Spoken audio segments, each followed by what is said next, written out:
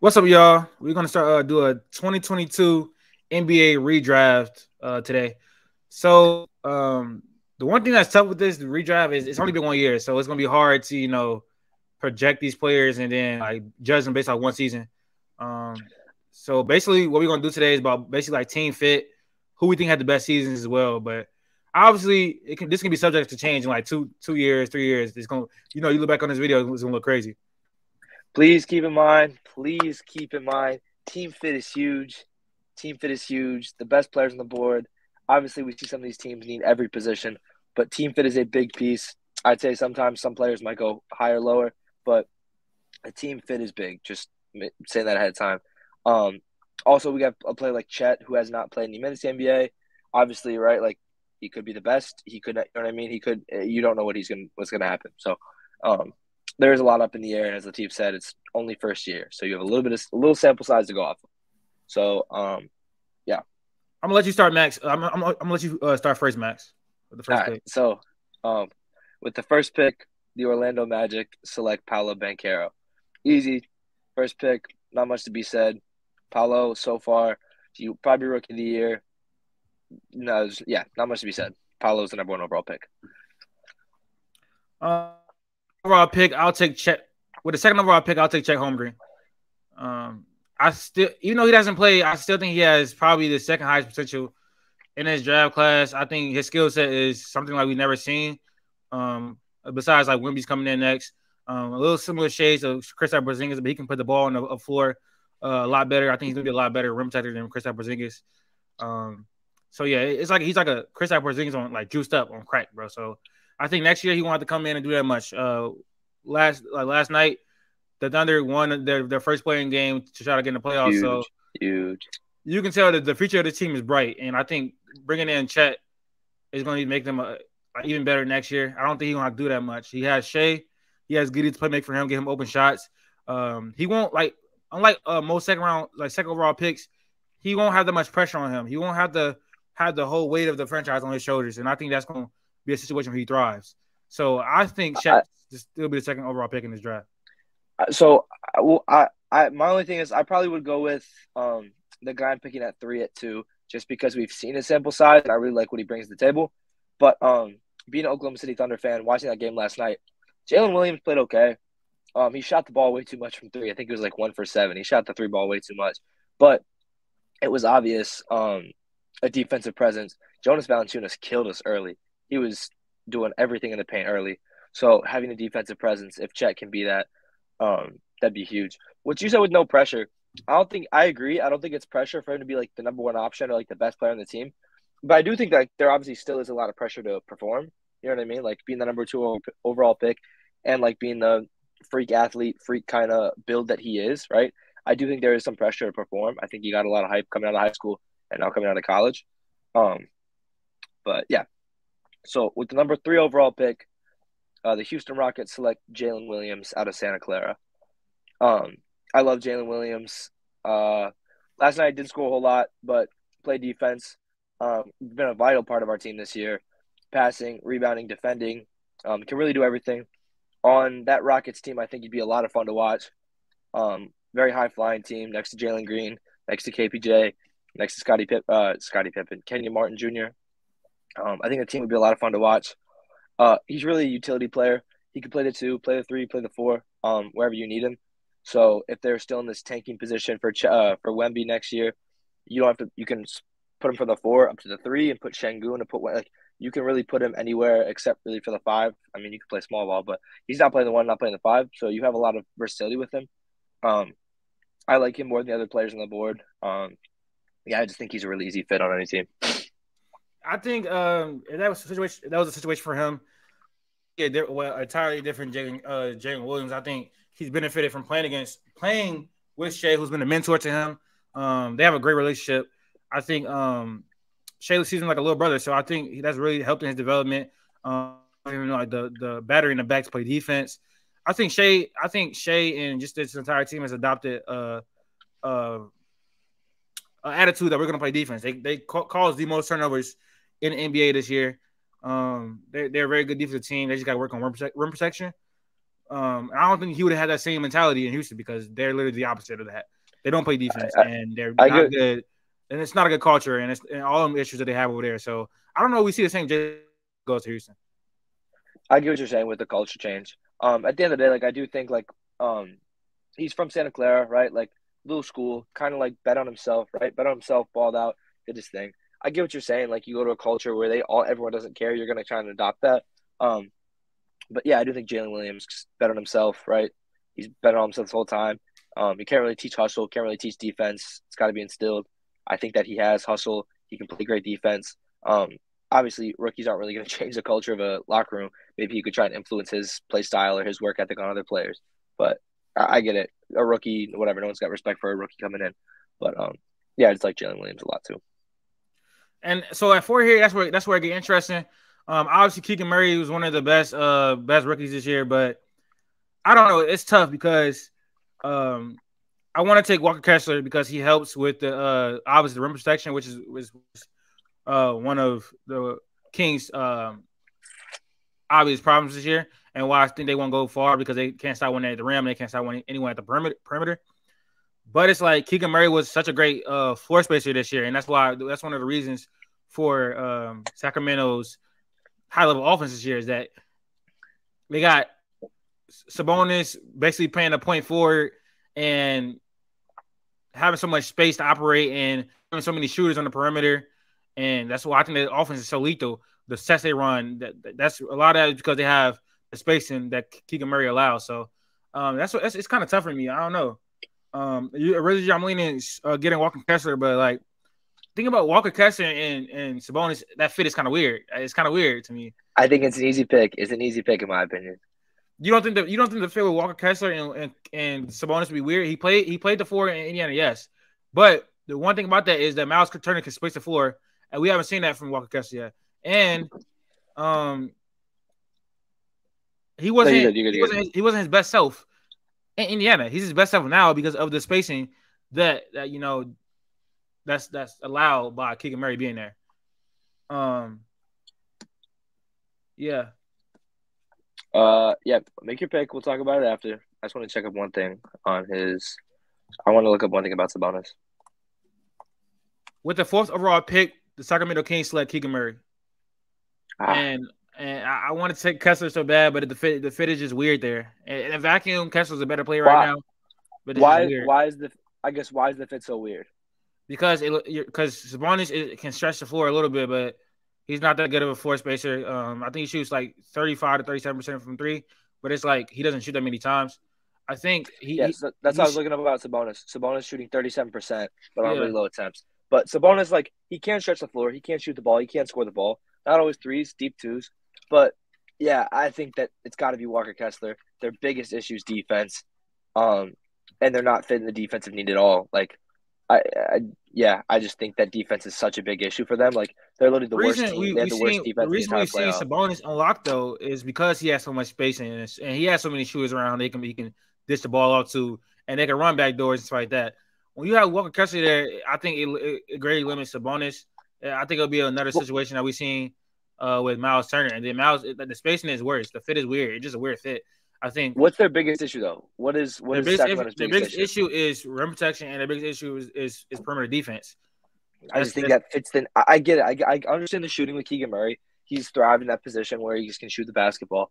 But I think Walker Kessler, I don't know. The reason De'Aaron Fox is having such great years because he has so much spacing now, and he can attack the basket, and Sabonis can space the floor. When you put Walker Kessler in that limits that. I mean, Walker Kessler shot, I think, 33% from three, but he might only took like 3 threes the entire season. He's literally 1 for 3 on the entire season. I think he can develop that into his game, but we haven't seen it yet. So he's not a shooter. We can't just assume that. So I think the fit is way weird. Initially, I was thinking about taking Walker Kessler though, so I'm glad I went with Keegan Murray at 4 to be safe.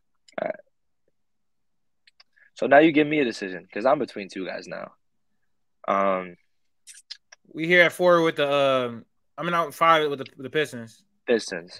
I'm between two guys because at this point in time, the Pistons don't have James Wiseman. Didn't trade for him yet. They just signed Marvin Bagley in free agency. They drafted Jalen Duren in this draft, so they have no big man. So Walker Kessler could come in and fill that hole. or you stick it out with Jaden Ivey, who I think right now, based on fit on that team, I don't know if I like him more. I like Shaden Sharp and Benedict Mather a lot. I think Jaden Ivey works well defensively on that team. He's scoring and shooting isn't there yet, but he's picked up when people are out.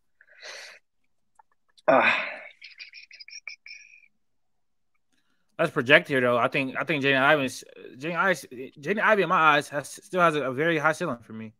I think he's definitely grew as a playmaker. When Cade went down, he had the ball in his hands a lot more. He's a good picker. He's a good slasher. I mean, the shooting is going to come. No, I think he has. I get it, mechanics. but I'm also looking at the league and what's more replaceable.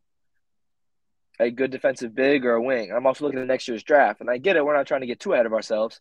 I'm not saying like, oh, they're going to get Wemby, but this year's draft is semi like wing heavy, correct? I This think year's draft is it's pretty a wing lot of heavy. guards. You got It's a lot of guards. Jarris Walker, Brandon Miller's a power forward, and Wemby's a center. Brandon Miller is going to be a small forward. Small forward, but you got the Thompson twins who are both marked in. You got Keontae George. You got a couple wings. I'll take it. With the 5th pick, the Detroit Pistons select Walker Kessler. I'll take it. I'm not mad at that. It's like because they don't have any big men at the time, right? They stocked up on big men this year because they signed Bagley, they traded for Wiseman, they drafted Duran, and they put that on they put him on a team who already has where is he? Is he out? Is Isaiah Stewart out for like forever? He's not on the depth chart at all. But yeah, they need big men. I don't know where he's at. Yeah, he's probably. I think they're out just because Cade Cunningham's not in the lineup. But I think Walker Kessler could really help out that team defensively. They had nothing going for them this year. Trying to set up pick and rolls with Cade.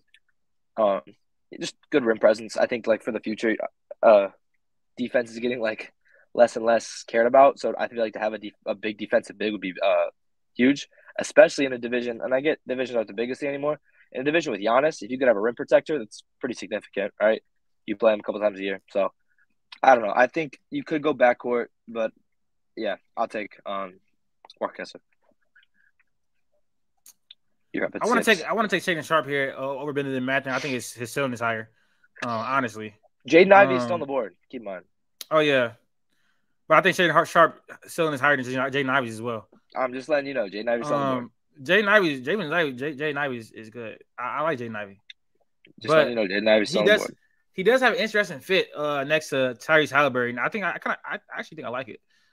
It's defensively, it's pretty good defensively. I think.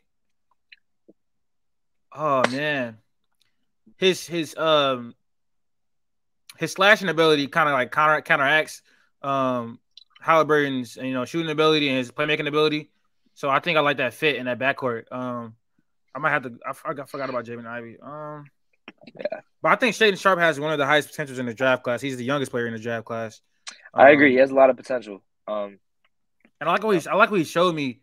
Like down the stretch this year, he had a couple 20-point. Got sit down. So I really like Shaden Sharp. Jaden Ivey. Make your pick, man. Make your pick. With the 6th overall pick, the Pacers select Shaden Sharp. Yeah, I'm just gonna do it. I'm going off potential, bro. I like it, bro. Yeah, no, I get it. I'm because at 7, I'm looking between Ivy and Benedict Mather. When Benedict Mather played, I think I don't know, man. Jaden Ivey, you can't. I mean, but Shaden Sharp is a wing though. Benedict Mather is a wing. Shaden Sharp is not. He's like a shooting guard, small forward type. What are you talking about? Jaden Ivey. Talking about? Shaden Sharp, and I'm between Ivy and Benedict Mather. Yeah, what I'm saying though is like, Shaden Sharp felt better on the Portland Trailblazers because he was the actual wing, and Jaden Ivey's a point guard, so I think it kind of like limits it, because you already got Are you justifying your pick? Justifying your pick of should be Benedict Mather over Shaden Sharp because of the fit on the Portland Trailblazers. Yeah, because they already have Dame and they already have. So I'm thinking between it, and I probably will go Ben, but I don't think Ivy's really a point guard because I think with Cade will be the point guard. I think Ivy will play too. Yeah, but even Killian. I think Killian Hayes is marked down as our point guard right now, and Ivy's playing the two. I think Ivy is an off-ball player. He can slash, obviously. Don't get me wrong, but I feel like going forward, that backcourt will be Cade's backcourt to facilitate, and Jaden Ivey will be the two-man behind it. Okay, but how do you like his fit with Anthony Simons or Dame? Oh no, That's what my question trust me. I think you could throw Ben McMather at the 2 or the 3. You could have a lineup with Dame, Anthony Simons, Ben Math, Jeremy Grant, and Yusuf Nurkic. That could work out. You keep cutting out. Is your connection good? Is my connection good? I keep cutting out. Yeah, you keep cutting out a little bit, just making sure your connection's good. No, yeah, your connection is good. If I'm cutting out on your screen, then this is me cutting out. It is like showing that my Wi-Fi is having a little problem, but I think we should be good for like the picks and stuff. All right, I'll make that pick. Excuse me. With the 7th overall pick, the Portland Trailblazers select Benedict Mathurin. Yeah, no disrespect to Jaden Ivey. It's early part of the year. I mean, he was a rookie of the year candidate. You know what I mean? He looked really, really good. Got injured, kind of fell off. Benedict Mathurin? Benedict Mathurin. Yeah.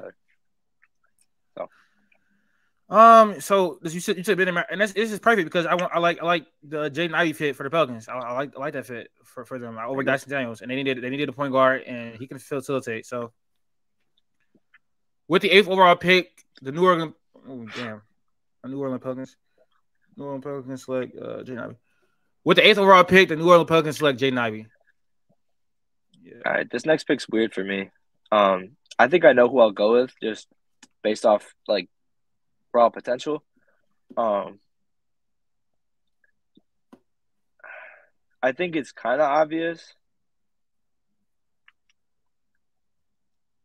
Yeah, I'll go with it.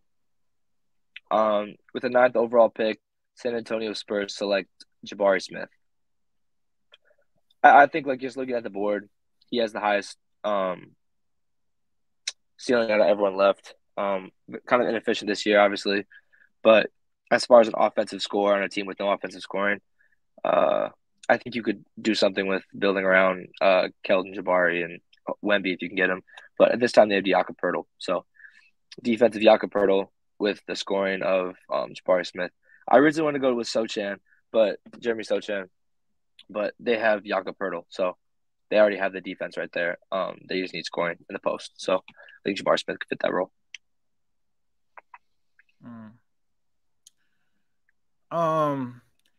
With the 10th overall pick, the Wizards. With the 10th overall pick, the Washington Wizards select Jalen Duren. I think you put him next to Porzingis, and have Porzingis play the 4, have Jalen Duren play the 5 to rebound, defend, and then have that spacing with Porzingis out there on the wing. I think that's the best option for them. I was thinking about AJ Griffin, but they do need the 3. But I think Jalen Duren is better than him right now. So that's why I took Jalen Duren. All right, we're at 11. Back to the Thunder. 3 picks in the first round. Obviously, they got Chet earlier. They got Ousmane Dieng at this pick. Hasn't really done much this year. Kind of been a little quiet, obviously. Yeah, I don't know. I guess, like, I like Mark Williams, but they just got Chet, so it would make no sense. AJ Griffin's a shooter, obviously. That'd be decent. I love Marjon Beauchamp. Just a little too raw right now. Andrew Nembhard's played well, but we got Shea. We have point guards. We have guards on lock. So I think here you either have to take. I don't know. I think one player, as far as just like what they could bring to the table, stands above everything else.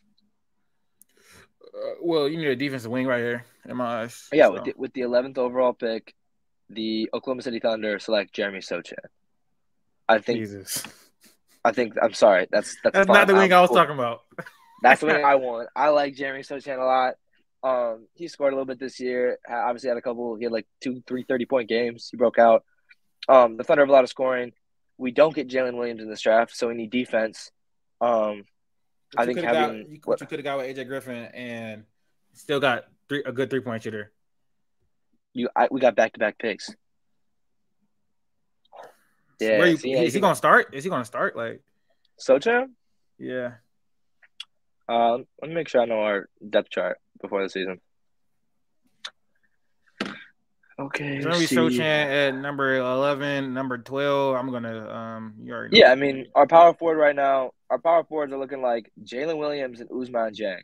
So we drafted 2 power forwards this year going into the year. We started the year off with Darius Baisley. Obviously traded him. I love Darius Baisley, but traded him. We have Jalen Williams, Usman Jang, and then we have Dario Sarge and Jeremiah Robinson Earl, who's actually played decent minutes. He plays the center more though. Poku's out, so Poku obviously would slide in with some of those minutes, but I think Sochan rebounding defense, sliding next to Chet too. I think it's a pretty good defensive front court. Chet can space. Sochan does not shoot the three ball very well. But Chet can space that out. Still have Shea. Still have Giddy. Slide Lou Dorden. It's a very good defensive lineup. Holy cow, it's a good defensive lineup. So you took him with 11, right? 11. Yep, you got 12. Okay. With the 12th overall pick, the Oklahoma City Thunder select AJ Griffin. That's fine. We need to shoot off the bench. We got Isaiah Joe and AJ Griffin. I'm cool with that. I don't know. I think he would think it start was though. For me, I think it would be Shea, Giddy, AJ Griffin. no Lou Dort starting over AJ Griffin. Okay, give me Shea, Giddy, Lou Dort, AJ Griffin, and No, Chet. AJ Griffin is not. What? How tall is he? Bro, they're not that. He's not that much shorter than Jeremy Shoyan. I'm trying to tell you. AJ Griffin is 6'7", bro. 6'6". Don't lie. I didn't look it up. Jeremy Shoyan 6'9". Jeremy Sochan is 6'9", 3 inches difference. Stop it. Bro, Stop but it. we factor in the Stop injury with Chet. it. We factor in an injury with Chet. Jeremy Sochan would be your center, bro. Like y'all realize? No, we still draft Jalen Williams later in the draft. What? No, I don't. What? I do. There's two Jalen Williams. Oh, okay. Oh, I know that. So we I probably didn't know drafted what. Jalen. I didn't know what pick. Yeah, we drafted him at 34. Okay. Whatever. We try and grab Christian Coloco, Jalen Williams. There's a couple guys who are decent. All right, so I'm back up at 13. Yeah. This was tough because I went center earlier, and that's this piece I'd want to pick. Actually, maybe it's not that tough. Yeah. I'm like, oh no, it's not that tough. The Hornets. Oh, it's not that tough at all. What's up? This the Hornets. No, 13 is Yeah. no, it's the Pistons.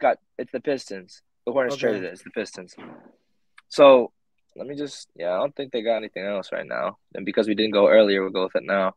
Yes, please. All right. With the 13th overall pick, the Detroit Pistons select Andrew Nembhard. I'll go with another guard position. You froze there, so I didn't see a reaction. But I'll go with another guard position. You obviously don't get Jaden Ivey in this draft, so you get Nembhard. Killian Hayes can slide into the 2. You'll start over Corey Joseph. Nembhard's look good on Indiana this year. I'd want to go with a guard. I think he's the best guard on the board. Only other person I was looking at was Ochai Agbaji. I like him a lot. But I think I've just seen more from Nembhard than I have from Agbaji. So. And you are up at 14, sir. 14. This is Cavaliers. Well, they traded it to Utah, right? No, this is their pick. Oh yes, it did eventually get traded to Utah, but they drafted him with the intention of. He got traded after draft day. Yeah, he did. They traded him for what? So Lauri Markkanen deal, right? Or no? No, this is for Donovan Mitchell. Oh yeah. All part of the Lauri Markkanen deal. The fact you call it the Lauri Markkanen deal. All right, so are you drafting? I guess are you drafting on behalf of Utah or Cleveland? Let's make that clear. I'm gonna draft on behalf of Cleveland. They can still use it to trade. I'm gonna take I think Tari Eason. I think he's better than Ochai. He's better than Mark Williams. He's better than Dayton Terry. I like Mark Williams a lot, but you don't need a center. This is 14.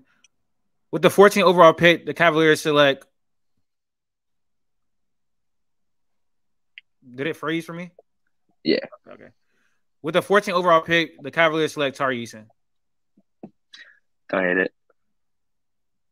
Yep. All right. That's it though. That's the lottery. That's our 2022 quick close NBA redraft. Obviously, this is going to probably subject to change in the next months. Probably, we don't even know.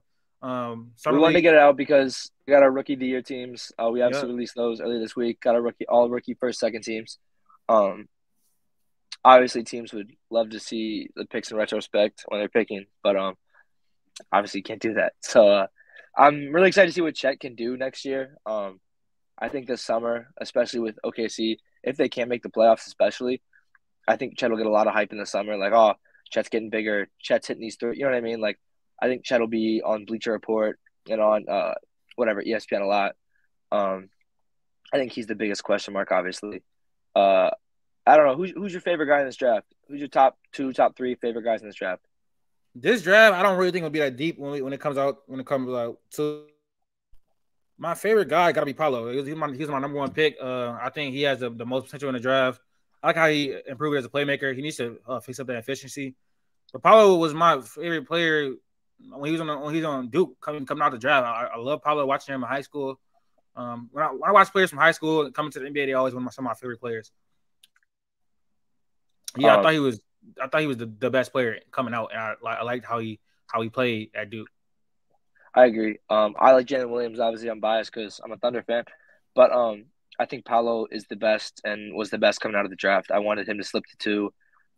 Obviously, there was a lot of rumors. I remember on draft night of everything that was going to happen, and I thought for a little second that he was going to slip, and then literally right before the draft, there was a rumor that they were picking him first, and my heart sank because I knew we wouldn't get him. I think Paolo reminds me of Carmelo, just the way he can score the basketball.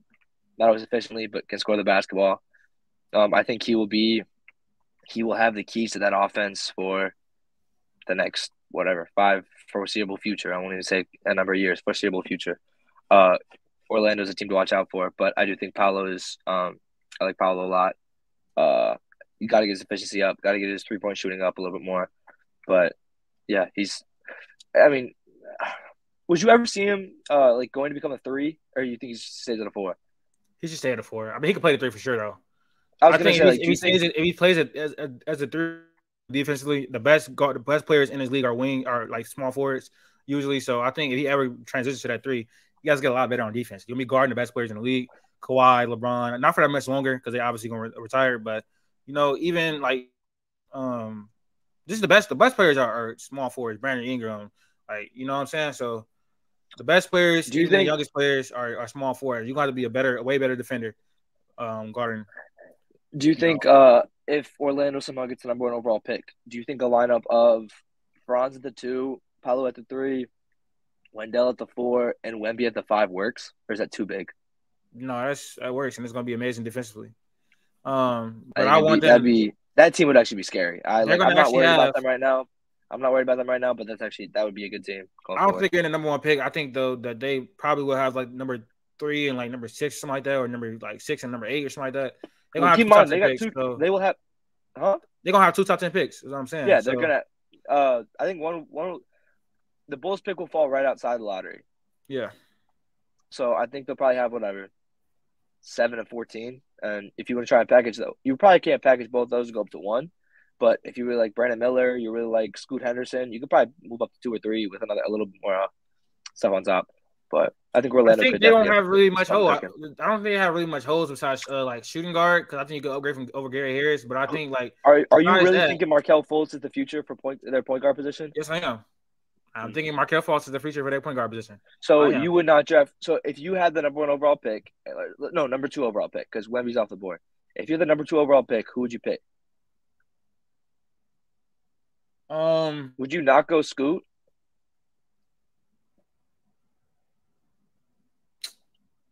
I would go Scoot, but it's like because he's a once in a generation player. That's. I mean, obviously, with Scoot, if it's your option, yeah, you go Scoot over Markelle. You send Markelle to the bench to be a 6 man. Yeah, so obviously, who'd you got playing the 2? Who'd you have playing the 2? Because Fran's the 3. I would probably just try to upgrade later in the draft because at 14 you can get like free agency or in the draft. 14 you can get like Jalen Hood, Keontae George, or you can get some like Jaylen Brown is going to be available soon. That would be interesting. Scoot, Jaylen Brown, Paulo, Franz, and Wendell will be interesting. They could be a playing team for sure. They could make Jaylen Brown. I think they could be like a 7 seed, 8 seed. Yeah, they'd be more than the play-in. I feel like They're a 17 or an 18. I'm sorry. I'm anticipating they're that. way too. I'm anticipating Apollo jump, so I think that would be way higher than that. That's fair. I'm saying they're way too young. You need Paolo to emerge as a 25 point per game scorer for that to happen. Okay, I think. Well, he's at 20 now. So, well, are they better than Milwaukee? No. Are they better than Boston? Obviously, no. they're not going to be contenders, but I'm just saying, like, I think they're already playing team. I think they're a 7 or 8 seed, and that'd be a good year. I don't know. We gotta see how Jaylen Brown gets. That'll be Jaylen Brown team, and he'll be the best player on the team. So, I don't know. Do you think Jaylen Brown will honestly get traded this summer? No, probably not. But I don't think Jaylen Brown should. I don't think they should like try to speed up that rebuild and going to get a Jaylen Brown like that. I was just throwing that option out, but I think they should, take it easy and let Paulo develop as the best player on the team. I think getting someone like Keontae George and then addressing another position later would be good though. How does Keontae defend? I know you love him. He has potential on it. He has potential. He falls asleep defensively.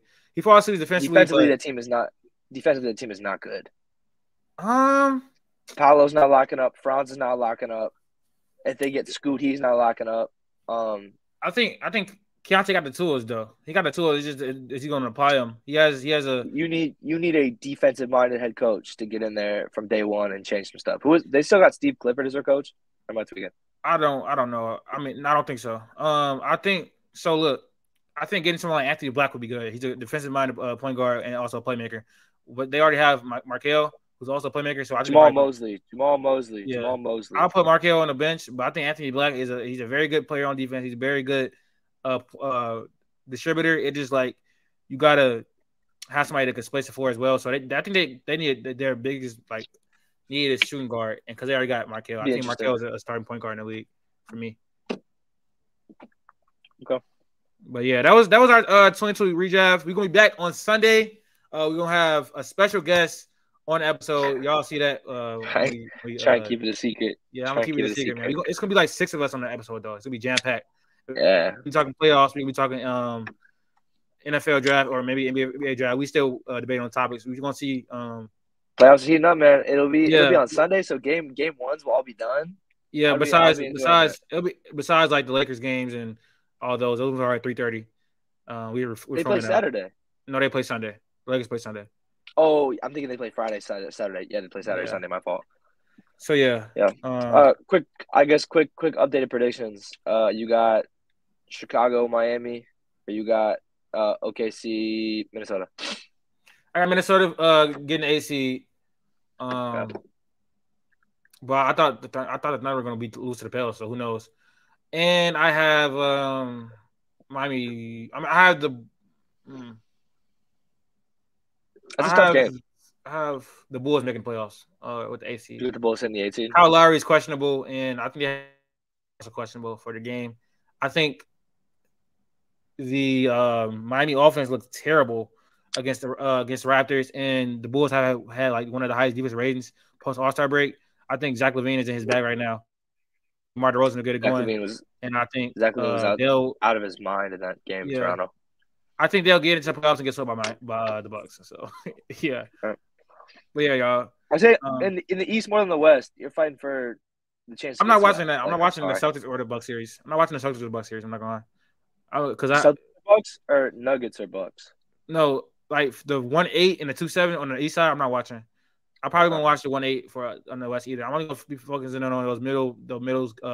If the Thunder make it, I do think we'll take one game. I understand that's crazy. I think we'll take one game. I think Shea will drop like 50 and we'll win one game. Shea can drop 50 and y'all still lose. You have no one at all to stop Jokic. Like not even close. Like Jalen Williams is not gonna do it.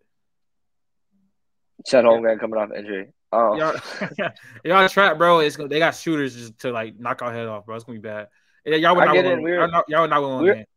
In all fairness, we were getting eaten up by Jonas Valanciunas. Exactly, bro. Like I was watching the game. I'm like, yo, who won the game? Who won the game? Yeah, but Jonas Valanciunas is like a great value. Jokic, bro. Brandon Miller was playing like prime Kobe Bryant that game. Or Brandon Ingram was playing like prime Kobe Bryant. Yeah, in the second half, he was cooking. Oh my gosh, he was insane. That was fun to watch. Yeah, we're gonna talk more about the Pelicans on Sunday when Jaden gets here. Yep. So, see y'all later, man. Appreciate you guys.